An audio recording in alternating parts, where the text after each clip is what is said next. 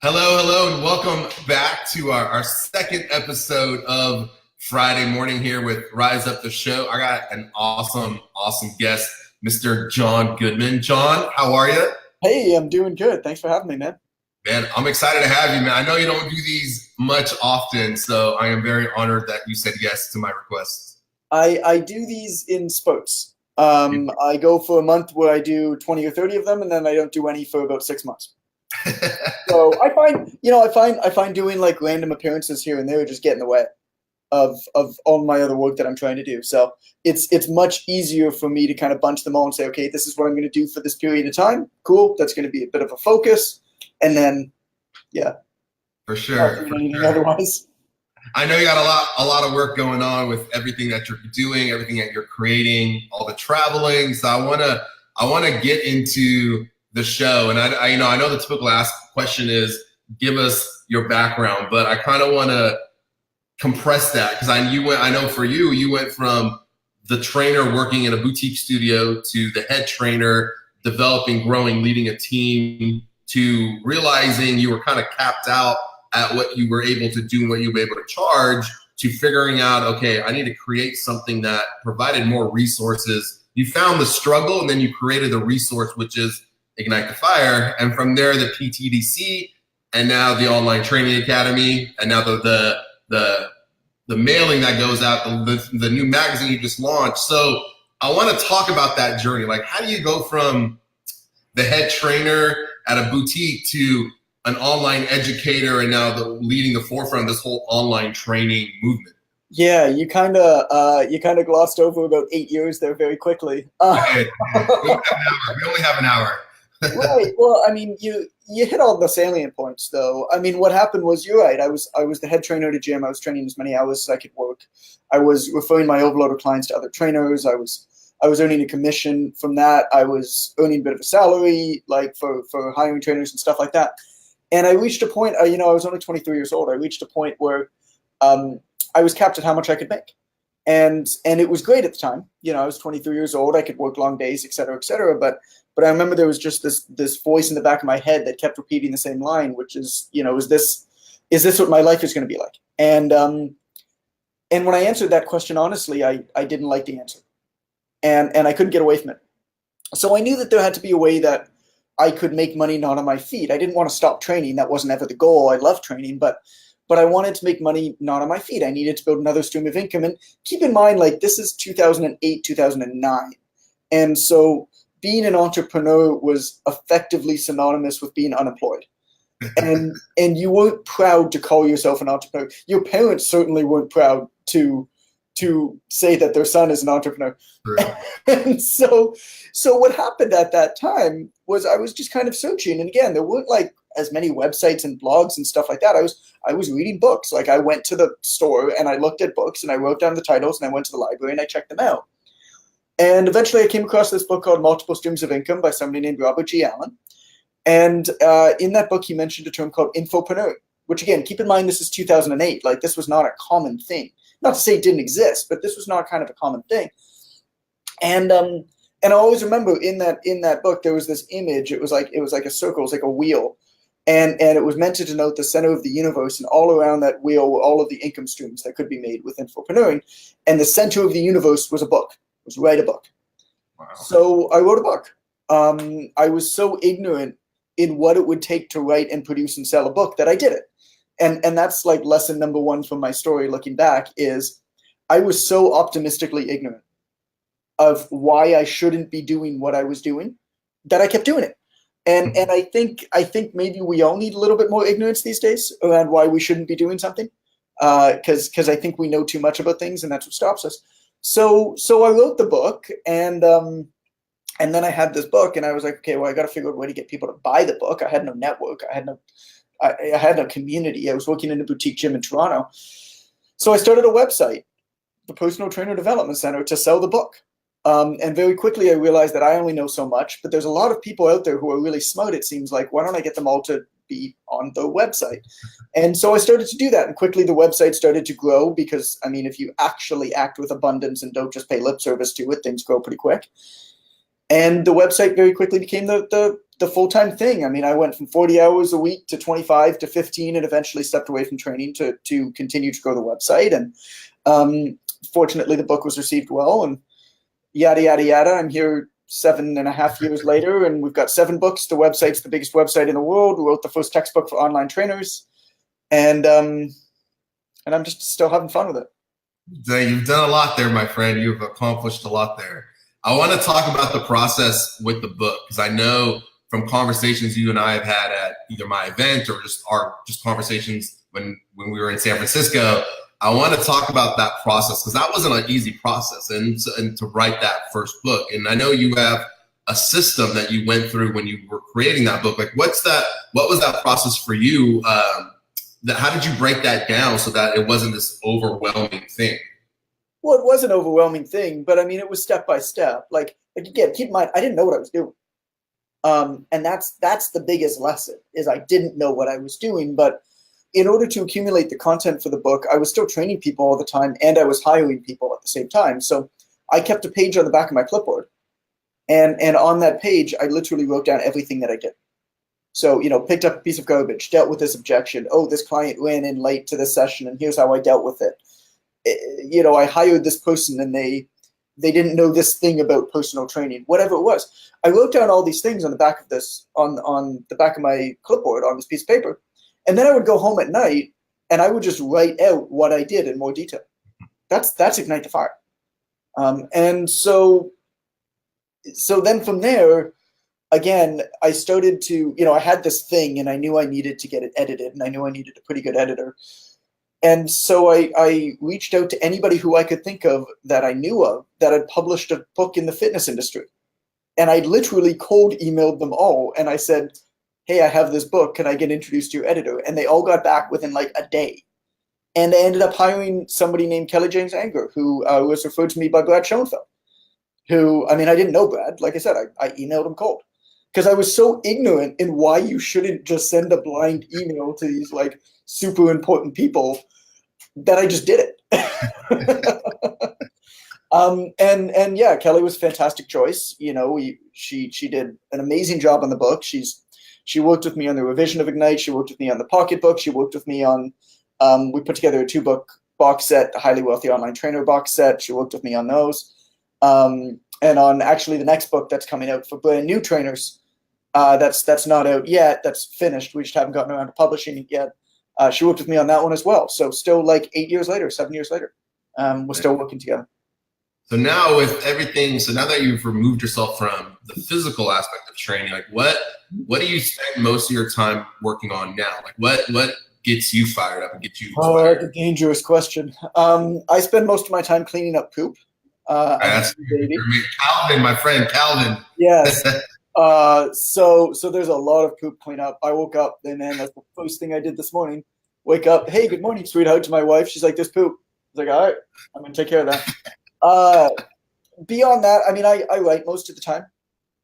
That's most of my featured work. It's anything from blog posts to a lot of marketing materials to ads to whatever book we're working on. Right now we're kind of knee deep in Online Trainer Academy launch stuff. So all of the ads, all of the emails, I mean, we've done this launch so many times that we've got a lot of data on it. So going over the data, saying, okay, what performed well, what didn't. Okay, well, this email, the open rate was a little bit lower, so let's play around with a couple new open rates. Or, we didn't get many, like the click rate was super low here. Let's improve upon that.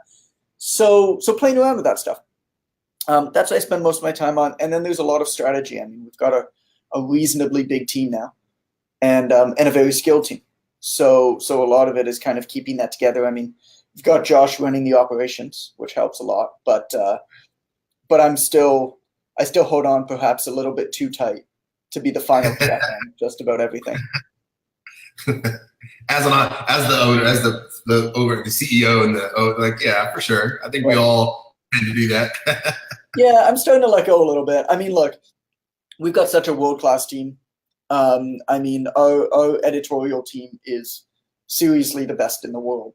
For anybody who knows the people who work, I mean, they would agree. These people ran all of the biggest fitness magazines on the planet for the last 10 years.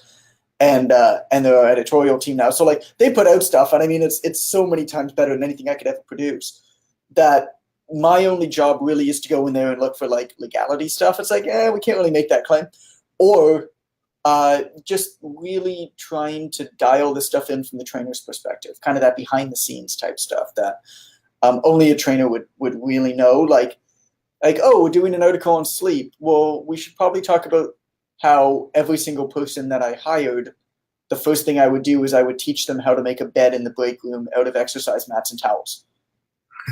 Like that kind of nuanced like application of stories that you would only really know if you did like 12, 14-hour days in the gym 5 days a week.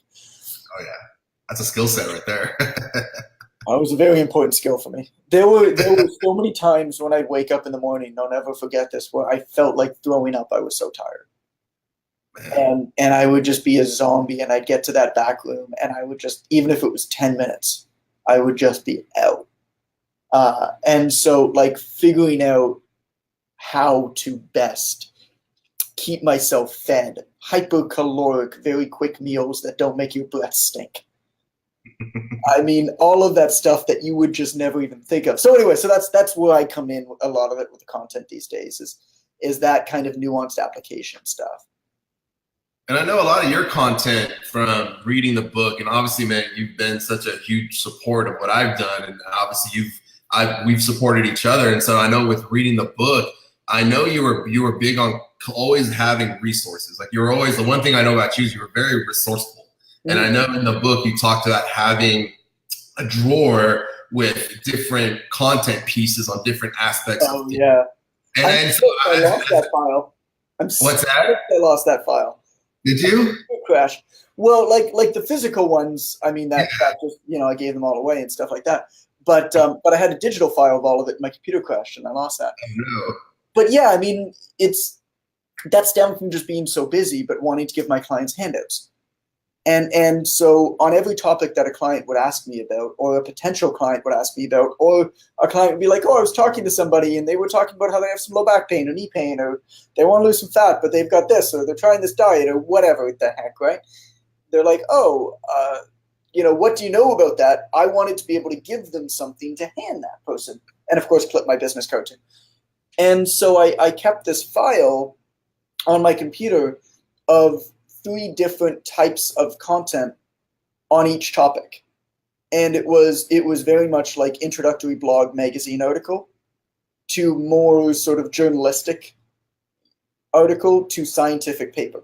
So if the person asking me was like a doctor, I'd give them the scientific paper. If they were like a high school student, I'd give them like a magazine article. If they were a professional, I'd give them something from like the New Yorker or whatever, right? And so I would keep a printed copy always in my file, and then I would keep the soft copy on my computer. And that way, whenever they came in, I could just go through this file. I could pull out the printed copy of whatever I needed, clip my business card to them, hand it to them. And then I just wrote a note on the back of my clipboard just to print up another thing. And then when I was done my shift, I just go on my computer, print up another copy, put it back in the file. Man, that was great. Like, you're doing this work anyway. Yeah. Why not just organize it to use it as handouts? It was brilliant. And it's funny because I feel like that's something that I could have sold if I still had it, which I'm a little bit pissed off about. But dude, I didn't even think of that until you just said that. I was like, yeah, you probably could have. That'd be valuable, right? That would be valuable. Let me ask. So, in this whole process for you of going, creating the book, creating the online training academy, self-resistance. Did you ever feel, or if you did, how did you push through that self-resistance as you were creating online training academy in the book and all the things you've done? Self-resistance. I don't understand the term.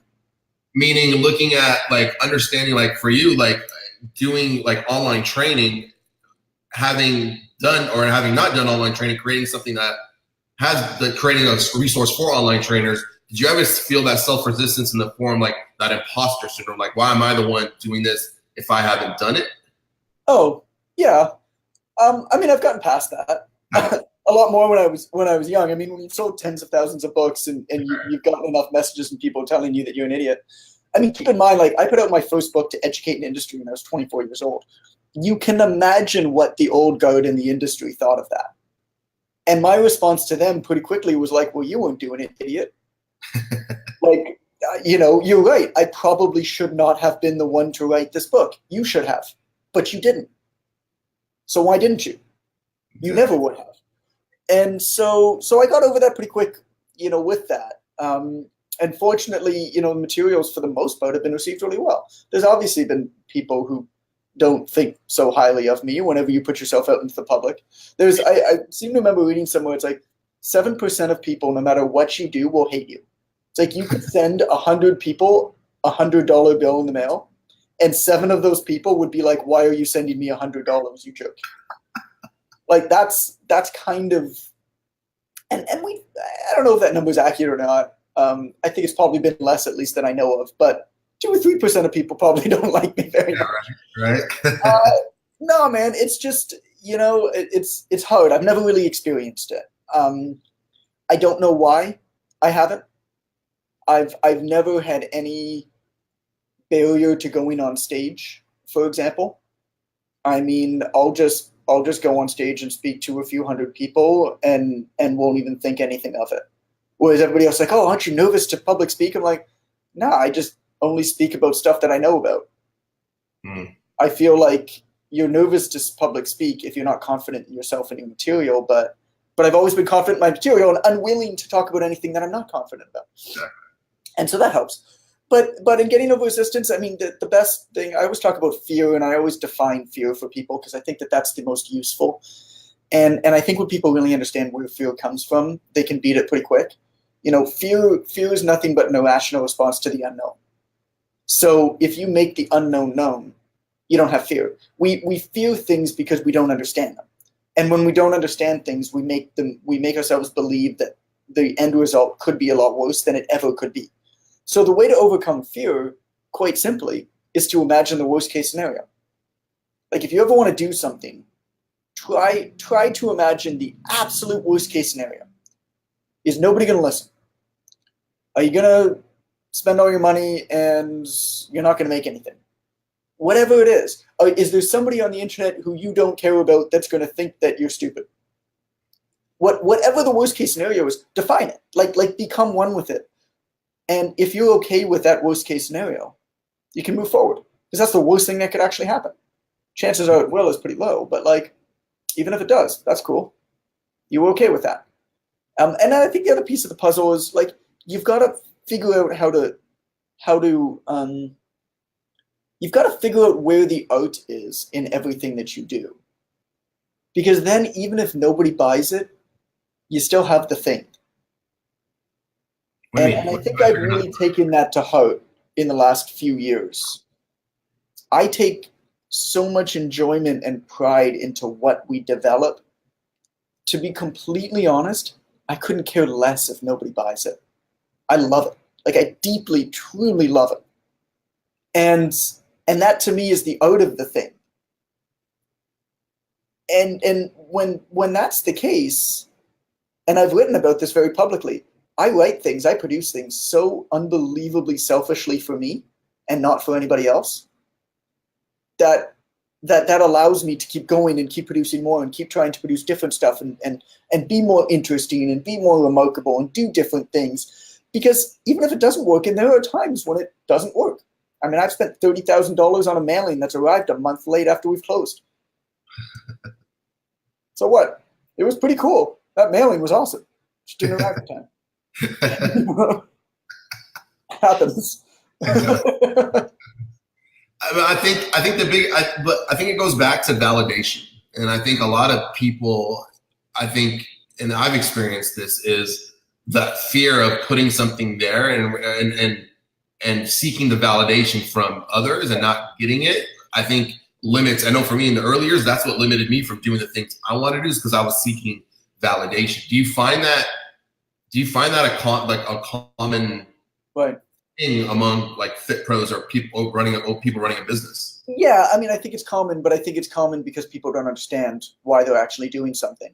I think the biggest problem these days with not just fit pros, I mean, anybody who's doing business for themselves, anybody who's branding themselves. At the end of the day, a fit pro is simply somebody who acts in a service business. and they're marketing the one product, which is themselves. And so that's not that different from any other service business. But specifically to Fit Pros, I think that that's the case, but it's because they haven't actually defined the problem. And it's that definition that's what's missing. When somebody goes out and they post, hey, what's the best software for this? Or, hey, can I see your website to see what I should do, how to price, or whatever it is? It's like, that is the wrong question. And you will never win by asking that question. Simply because no matter what answer you get is going to lead you astray. You haven't defined the problem. The problem is, why are you doing this? What do you want to get out of it? What type of business do you need for you and your family? Well, from that, you can work backwards. How do we build our clients' workouts? We sit down with our client, we analyze what their true desires are, not they want to lose 5 pounds, we analyze what their true desires are. We create that as the goal, and then we work backwards from that goal, right? Depending on how long it's going to take, 3 months, 6 months, a year, whatever it is. We work backwards from that goal, we create a plan, start to finish, that includes the day-to-day habits that it's going to take to accomplish that goal in the future. You have no idea what the day-to-day habits are unless you set that goal in the future, unless you define that goal. Business is the exact same way, dude. Why do people struggle? What's the goal? What's the definition? Once you know that, then you can begin to define the behaviors day in and day out that are going to get you there. But until you define that, you have no idea what the habits are. So you're going to be spinning your wheels, and that's why you see so many people doing a lot of work and not getting anywhere.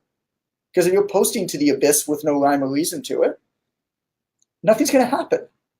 If you're building up a Facebook page or an Instagram page for likes with no idea why you're doing it, if you're spending a month trying to figure out what the best software is, it doesn't matter what the software is because you have no idea what your business is yet.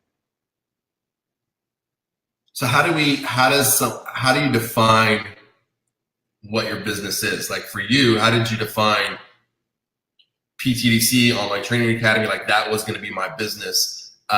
What was the thought? What was the process you went through to define that? The process that I went through was to give myself time and creative energy to be able to figure that out, to be able to free up the space. So the process for that was to say, okay, how much money do I need to make each month? I've published this in, I think, every single book I've ever written, and this will be published in every single book I ever write, which is the freedom number equation. It's the first step. It's how much money do you need to make sure you and your loved ones are looked after, right? Rent, food, pay off any debt, any dependables that you have, any hobbies that you can't live without, right? What's that number? That number might be 3,000, might be 5,000, might be 10,000, whatever it is for you. Figure out what that number is each month. And then what can you do in as short amount of time as possible to get to that number? Usually that's going to be coaching, because coaching is the highest, even though it's not scalable, coaching is the highest yield effort that you can do to be able to make as much money in a shorter period of time. But if you know exactly how much money you need to make, then you know exactly how much you need to coach at different price points. So then you can very easily, now you've defined the problem, right?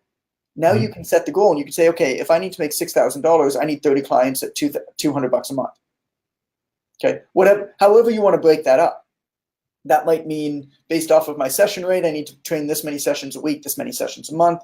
If I train online or I do transformations, etc., I need to do this many things.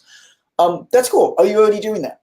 If you are, and you're doing more than that, well, then you can actually afford to give away the people you don't want to train. Squish together the people who you do, and now you have a little bit more space to actually think. Because there's a lot of action and there's very little thought these days. So now you have a little bit of space to actually think, to actually go for long walks, to actually say, okay, what do I want? What do I need? What do I love to do? What do I hate to do? Not what does this guru guy tell me to do? I need to podcast. Who cares? You don't need to podcast. You don't need to do video. You don't need to write. You need to do whatever you do best, because all of it works. What doesn't work is at trying to do it all. And so in defining that, if you aren't at that level yet, well, then your only job is to get to that level. And now that you've defined it, you're like, okay, well, now I need 3 more clients at this amount of money, or 5 or 10 or whatever it is. Your only job now is to get that many more clients, which means ignore all of this, the scalable stuff, ignore all the social media, ignore all the posting, like talk to people, literally talk to people. Talk to 5, 10, 15, 20, make 100 phone calls today. you'll get there pretty quickly if you do that. And if that's your only job, then you focus on it. And we all know that through focus, you actually achieve things. And once you've done that, now you have that mental space. Now you're free to actually think about what you want to achieve. And I can't answer that for you. You know, for me, the definition of freedom is providing myself the opportunity to fail. So I am only at the point now where I feel like I have the perfect type of business for me. And we're growing really quickly because it's perfect for me, because I've tried so much other stuff. Because I gave myself that opportunity to fail. And as time goes on, I give myself more and more and more and more opportunity to fail. Like you mentioned, we just put out a paid print newsletter, Fitness Marketing Monthly. It's fantastic. That is, I mean, if we didn't have 1,000 paying members for that before we first launched, I was going to refund everybody's money because we weren't going to be financially viable. Wow. And that would have been a couple $100,000 loss and about 6 months of work. I was perfectly fine taking on that risk because I had defined the problem. I defined what it would have meant to have failed with that. And I was okay taking that on. Now, fortunately, we blew past that, so the thing is awesome. But I'm at the stage of my business now where I have that opportunity to fail that big and be perfectly okay with it. 3 years ago, there's no way. 3 years ago, a $10,000 loss would have done some damage. Yeah. So it evolves, right?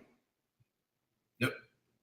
I want to talk about, for you, you mentioned, and you just mentioned the whole social media posting, podcasting, hiring coaches. Like I know you've been very firm with your belief in that, because I know for you, I haven't noticed. You have been firm. I see your Facebook posts. You've been firm. What's with everything you see in the industry and everything you're seeing on Facebook timelines of leads and coaches and this and that, like what's your take on all that? Is that creating more frustration and more confusion, or is that actually doing some good? I'm seriously worried about something. And this is what bothers me the most about it. This is what worries me the most about it. I think there are going to be a tremendous amount of people in the fitness industry that are going to wake up 5 years from now and realize that they accomplished nothing in the last 5 years, and realize that they produced nothing for themselves, have developed zero reputation for themselves, and have impacted a lot fewer people than they thought that they did. I seriously worry about that. That's what bothers me. Because there's such a lack of direction. There's such a lack of producing actual work, getting actual results, building something substantial, and putting in the work to get really good at what you do. And I'm not just talking about training. Like if you write, get really great at writing. Like that is a skill. Getting really good at writing is not getting better at writing pithy social media posts so that you can gain the algorithm to get more likes. That's not getting good at writing. And that's what worries me. And that's why I write about this a fair bit. And I hope that it's starting to catch on.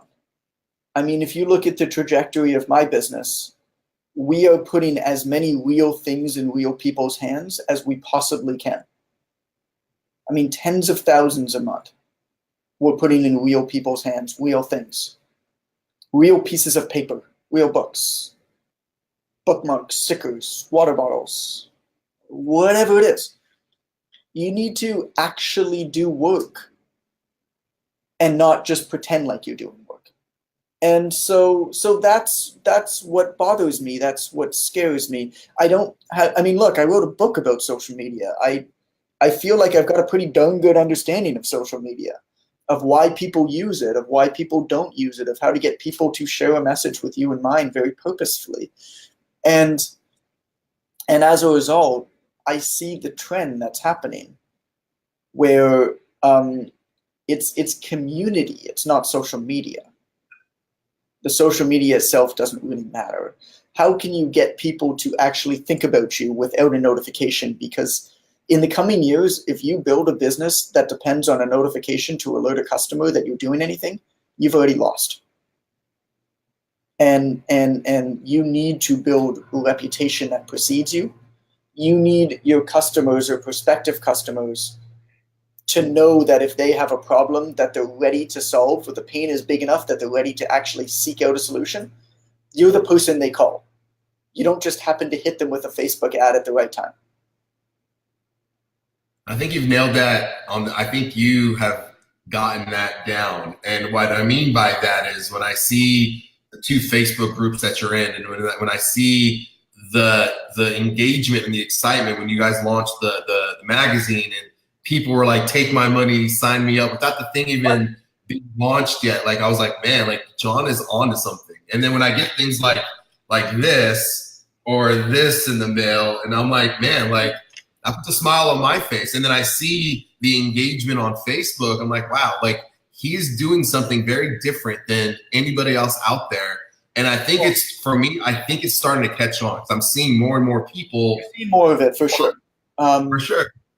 I take a lot of pride in that we're getting emulated by a lot of people, and a lot of really, really great people. A lot of them are my friends who I've spoken to about, the real reasons. I'm speaking at, if you know Vince Del Monte, awesome guy. Friend of mine here in Toronto. We actually live like 20 minutes from each other. And he's got a mastermind tomorrow. I think he's got like 70 people paying like $1,700 to come in. And I'm speaking at that to fitness entrepreneurs, online fitness entrepreneurs, about exactly what you're just saying. So even if so it's starting to catch on, which is cool. But even if you were to break down the math of that, like people are like, oh, you're against paid advertising and stuff. I'm like, no, I got a marketing budget. It's close to $1 million this year. Like, I'm not against paid ads. I'm against shooting Facebook ads to a crappy ebook that people don't care about. That's what I'm against, because I just don't understand the math.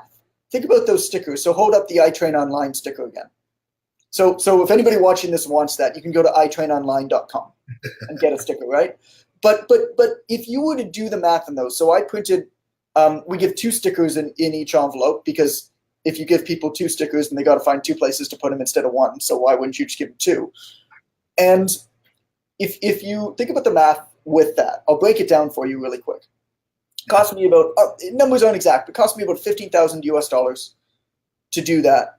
It cost me $32,000 to send out 15,000 letters. Okay, that includes custom stamps, which are just ridiculous and stupid and funny, because custom stamps are hilarious. That includes a cartoonist to illustrate what to do with the sticker. Put it on a water bottle or a computer. Don't put it on a baby. And the letter, all the materials, and to send them out all around the world. Okay, so $32,000, $15,000. Let's say 13,000 of those arrive at their destination. Probably you're going to get a little bit more than that, but let's say 13,000 arrive at their destination.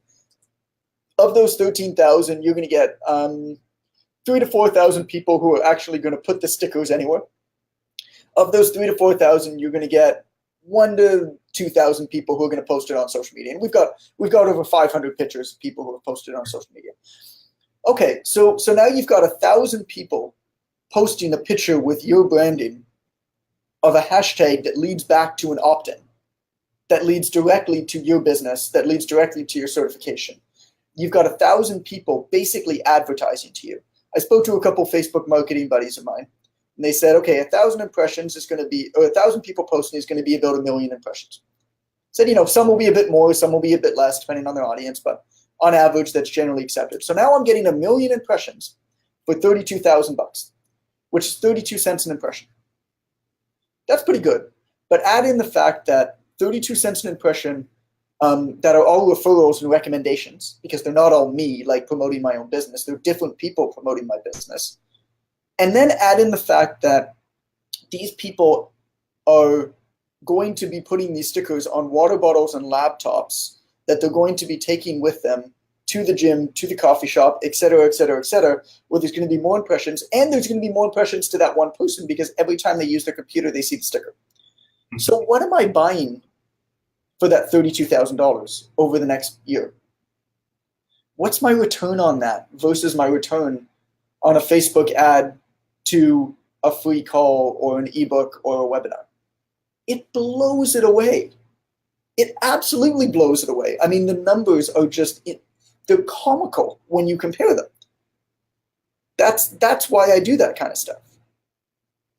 It has very little, I mean, it's also because I think that the stickers are fun, and I think that getting little cartoons drawn are fun. But that's why that kind of stuff.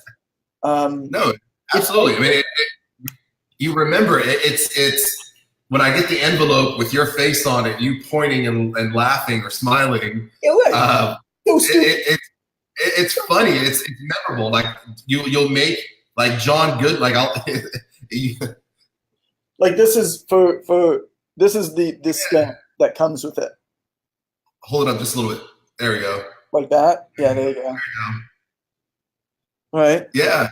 Like I was laughing when I saw that, and I'm like, man, that is genius. Well, and the best part is now it's kind of become this thing where I send out custom stamps all of the time, and we have people whose kids collect John Goodman stamps in their stamp collection.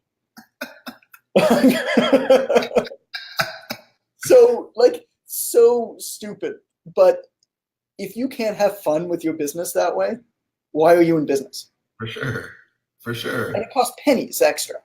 Yeah. I mean, you can order custom stamps for like a couple cents extra per stamp. Genius. I loved it. So if you do 5,000 of them or 15,000 of them, then it adds up pretty quick. But usually it doesn't.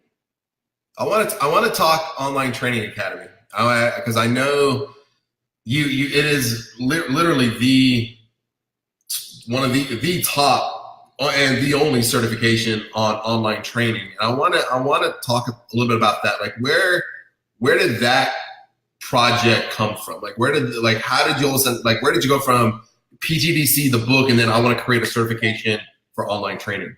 Well, I mean, again, you just glossed over like 6 years. I know. We need a part 2 to cover the 8 and 6 years. Yeah, right.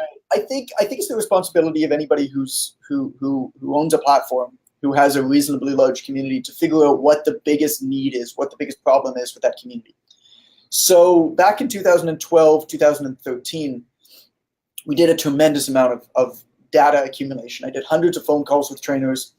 We did huge surveys. We collected hundreds of thousands of data points to try to establish what the biggest problem that trainers have. You know, why are so many trainers leaving the industry? Why are so many good trainers leaving the industry? And eventually we were able to break it down into one sentence, which is at one point in time, all good trainers hit a point where they need to make a bit more in a bit less time with a bit better schedule. That's it, right? If we can solve that problem, because the reality of it is most trainers love training. They don't want to stop training. It's just they get beaten down by the conventional business model. And so if we can solve that problem, what's going to happen is we're going to get better people to stay in the industry for longer. And so again, with the problem defined, we set out to try to find the solution. And I came across online training at that point. I mean, keep in mind, this is 2013. Like when I first started teaching online training, I had to convince people that you could do it. I mean, it was not what it is now. And so I created a business model, basically made up a business model, took on 24 business coaching clients, took them through the model, basically like a small group type thing, took in feedback from them. Once they were done, 22 finished it, took in feedback from them, went and built a program called 1K Extra, which again was built on this bit more money. Because in all of these surveys, we realized that, you know what, trainers don't really care about 6 figures. What trainers really actually care more about is they need to be making about $500 to $1,500 more a month. That would make a huge difference. This whole 6-figure thing is actually just a case of marketing incense where bad marketers copy other bad marketers who don't actually understand the marketplace. You could tell all your buddies who market 6 figures that I said that. And because they haven't actually done the work to get to know the audience, right? So I built this program 1K Extra, which was the first course that we put out. 1K Extra stuck around from 2013 to 2016.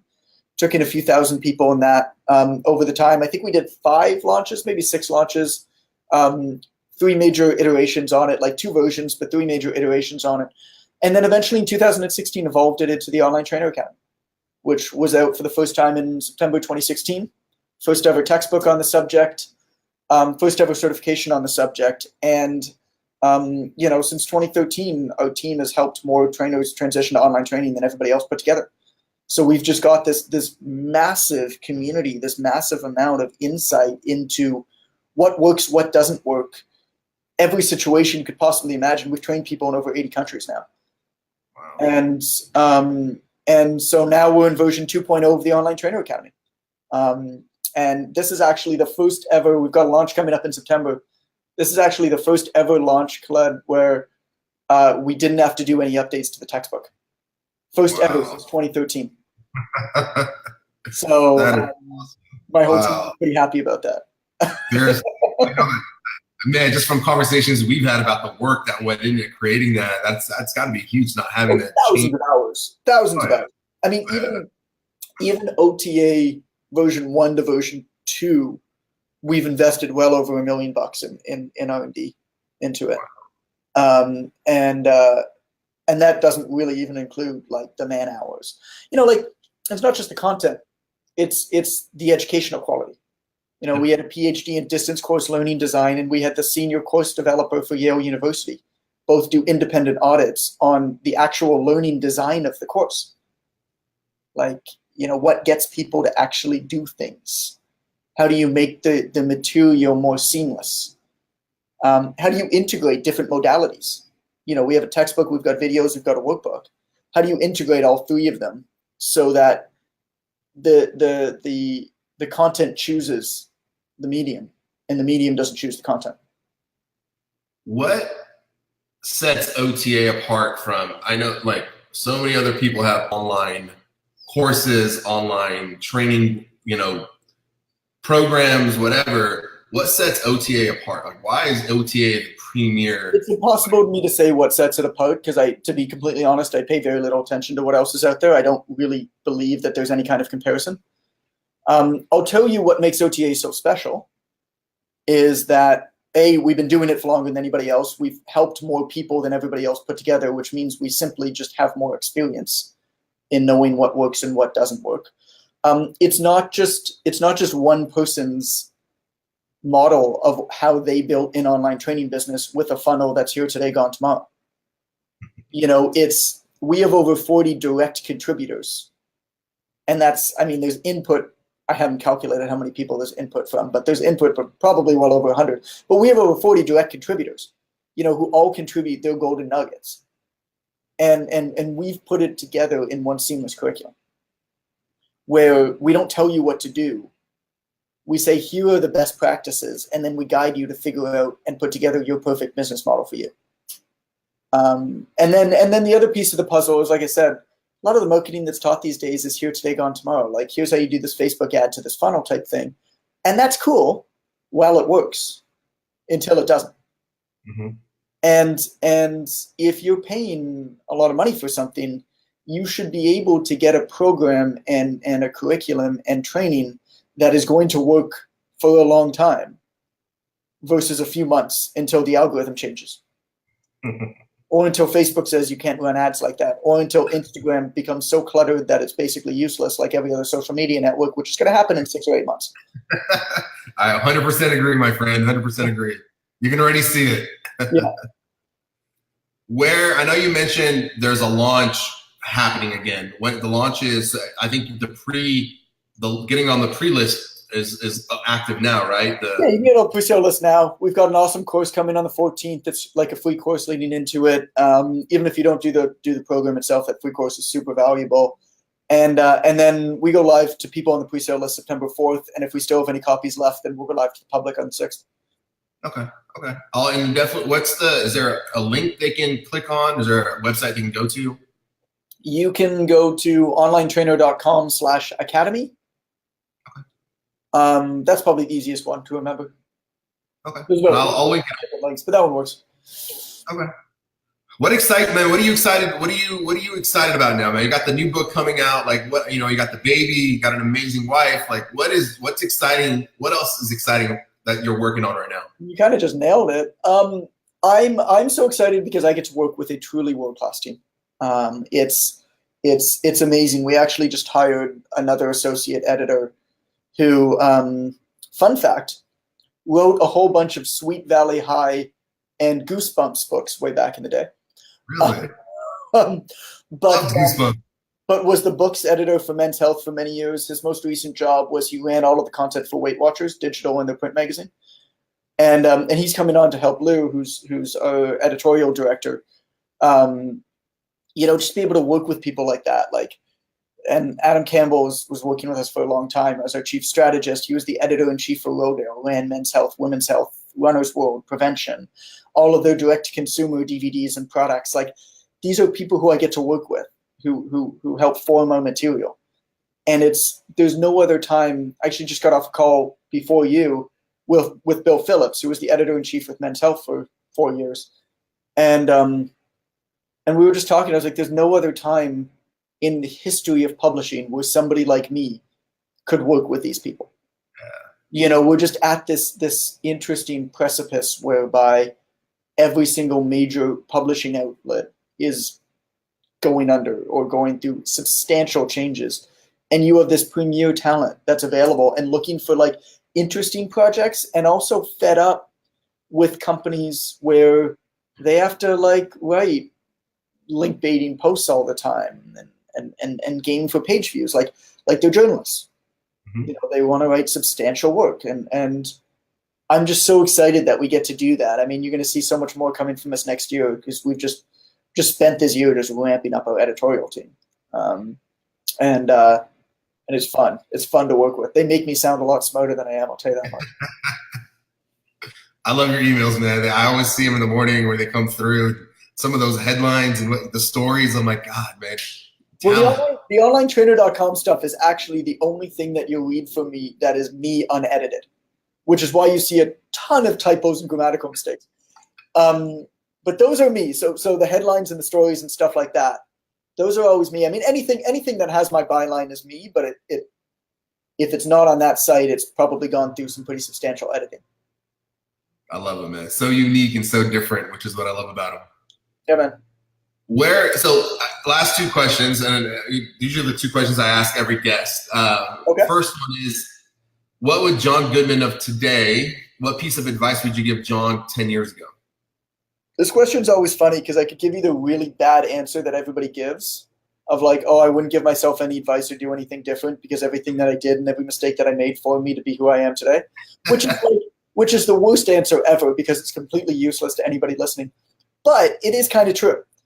Sure. I think it's very important to open oneself up to make mistakes. I think that failure is progress. I think that you need to look at failure as feedback as well. But you've got to give yourself room to be able to fail, which is the first step, which actually the next issue of Fitness Marketing Monthly, that's went in the mail yesterday. Is it about that? No, that's like 2 months down the road, I think, a column about that. The one thing that I think that I probably would have done a little bit earlier if I knew what I know now is I would have started documenting everything that I did a bit earlier. I would have started operationalizing what I did a bit earlier, just so when the time came, it would have been easier to offset duties to an assistant, to whoever. When it came that time for me, I kind of hired somebody on and they were like, okay, what should I do? I'm like, I don't know. What do you do?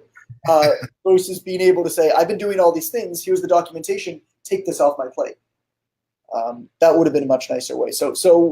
And really what that comes down to is just writing everything that you do. Publish a blog post, write this thing, edit this thing, design this thing, do your bookkeeping, whatever. Everything that you do, write it down in a step-by-step format so that somebody else could do it. I love it. I love it. I was on our podcast yesterday, and that was one of the main things we talked about is laying out your SOPs and writing out everything you do so that you can eventually give it to somebody and they can create something with that so that you can focus on the high-level stuff that you love to do. Right, which is really nice to say, but really hard to do. For sure. Because how do you even prioritize that, right? So I think it's just important to start that process early, so that when you're ready to start offsetting responsibility, you can begin that process and begin that process of starting to buy back your time a lot more strategically. Love it. Love it. Last question, your rise up moment. So for you, what was John Goodman's rise up moment? So was there a point in time where like either an action you took or something happened that led you on this path that you're on now? Like, what would you say your rise up moment was? I think my rise up moment was making the really scary decision to stop training full time, to go full on with the website. I mean, at the time that I did it, I couldn't really afford to do it. But if I remember correctly, I looked around the industry that I was in. And I was like, there are a lot of, at that point it was all guys. Now there's girls and guys. But I looked around and I was like, all the guys who are kind of doing the same type of thing as me, whether it's general consumer professionals, blogging, information marketing, stuff like that. It seems to me like they're not willing to dive in, and so they're always going to be dipping their foot into this, and they're never really going to be able to make a real go of it. And so I need to make the jump. I know that I can always go back to personal training. And I'm also, like, I'll be completely honest, I'm from a reasonably affluent family. I graduated university with no debt. I had so many advantages starting life that allowed me to do these things a lot younger than a lot of people will be able to do. And so I said, I was like, look, I'm in a position where I can take a risk. The worst case scenario is I go back to training. Doesn't work. That's okay. But the second that I made that jump and said, I'm going to be doing this thing full time. I'm going to be an educator full time, a writer full time, whatever you want to call it, whatever you want to call what I do, which I don't really know what it is yet. That to me, I think mentally I was all in now. And being mentally all in allowed me to put so much more into it. And I think is why I'm, the business that I have has continued to grow. And there's a lot of people who are still doing amazing work, blogging, doing work online, but they're still coming out with their new digital product, twice a year, and they're constantly coming out with new stuff, and they're making some extra money with it, living a good life, but it's definitely not making them rich. And it's because they never really jumped in. And so I think that was my rise up moment, if you had to put me on the spot. Heck yeah, I got to put you on the spot. Love it. Love the moment. That's a big moment, man. Being all in on what you want to do. I mean, I think that's where a lot of people fail, is because they're 1 foot in, 1 foot out, and you decided to jump all in and look at the impact. And I think that's why I was so excited about getting you on this Facebook Live. Is, man, you are creating, with what you've created, is having so much impact and changing so many people's lives. And that's what I want to thank you for, is creating something and having the balls to step out there and say, hey, here's who I am going to be, and this is what I am going to create. And now we're seeing the impact, where I see the comments, man. Like, my life is changing. I'm making more money. I'm helping my family. Like, it isn't about 6 figures. It's the freedom they're having now because of Online Training Academy is amazing. So thank you for doing that. Hey, man, it's my pleasure. It's, like I said, I'm just having fun. You are. That's what I love about you. Where can people get a hold of you? Where can people find out more about John Goodman? What are some of the websites?